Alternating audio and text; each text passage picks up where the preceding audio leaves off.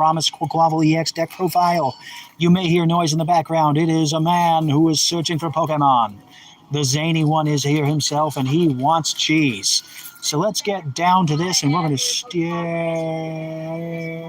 Sorry, the Pokemon professor came in. Pokemon. Right. So, specifically. Hey there, I'm streaming. Oh, I'm sorry. It's okay. There's a Pokemon professor here. Right, so we have our Quaquaval deck profile here today. So it looks like. All right. I'm going to start you guys up. Normally we have about 12 or 13 people here. Sorry, I'm doing a deck profile. I'll be quick. So, of course, we're starting out with 3 Quaxley right here.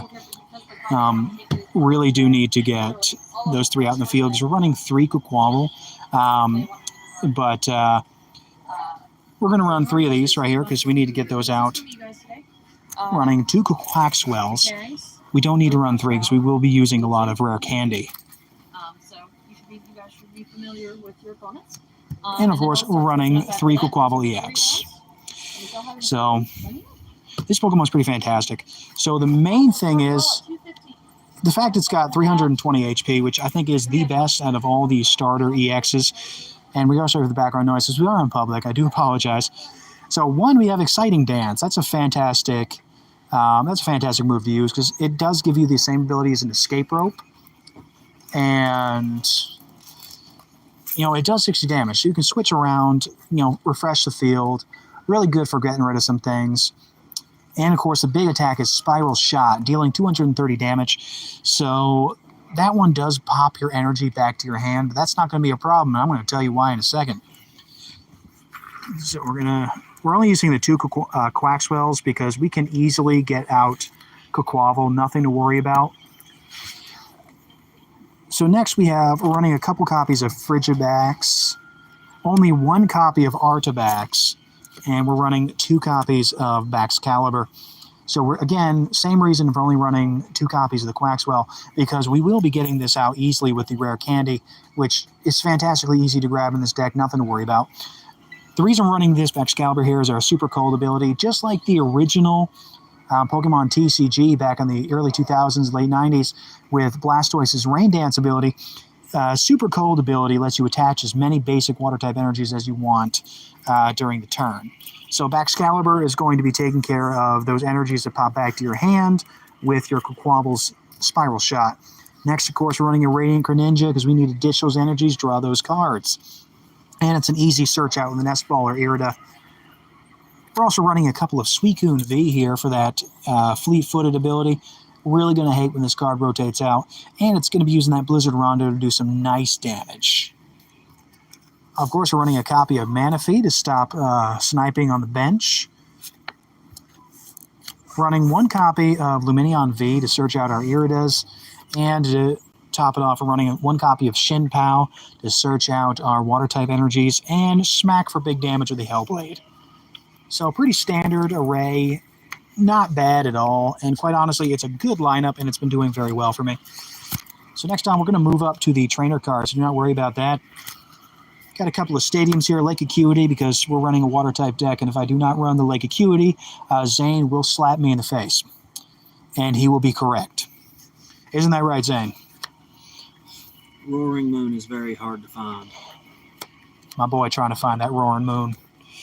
Switch Light for Life! Next, we're running a copy of Super Rod, because we're going to be discarding a lot of energies with Shin Pao and with Radiant Greninja, and we need to get those back in our hand real fast. We're also running a copy of Switch Car and a copy of Switch itself, because we're running enough basics and we need to switch things around, and we want to be able to switch out our non-basics as well. We are running 1 copy of Boost Shake, just to do that first turn evolution, get out Quaquaval real fast. And again, because we're discarding so many things, we're running a couple copies of Energy Retrieval and 1 Superior Energy Retrieval, because our hand needs to always be filled with water-type energies. And if it's not, we're done. Here is our 3 copies of Rare Candy. Like I said, this is going to get you out your Quaquaval, it's going to get you out your Baxcalibur. We're running 3 copies because we're running 5 Stage 3 Pokemon in this deck, which is ambitious, but it's a good idea.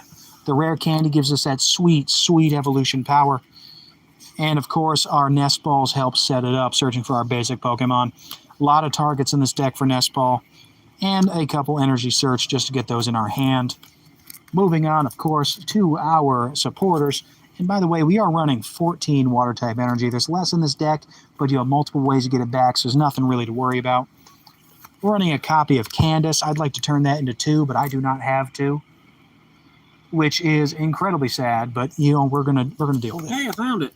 Oh, good, he found the roaring moon. Big one. Running 3 copies of Irida, because if I run any less than this again, I will get slapped in the face, and it will be well deserved, because Irida is searching out our water-type Pokemon, and it's searching out an item card. That's a Quaquaval or a Baxcalibur and a rare candy right there. You're searching this out, Luminion. You need an Irida in your hand as often as possible. That's the premier card you want to play in this deck. One that people may not be expecting, we do run a copy of Penny, so we can pop our Suicunes back in the hand, pop our Luminion back in the hand. We don't see this card getting as much play, and that's why it's full art. It's real easy to get. But quite honestly, this card gets play in this deck, and it works wonderfully. We are also running a copy of Clara to get our energy back again, get our ducks back, because we need to have our ducks in a row. Running a copy of Falconer, like we like to do for our Meowscarada deck. You know, we're using Acuity. We gotta get the draws in our hand. Running 1 copy of Jacques, because we need to get those evolutions in our hand.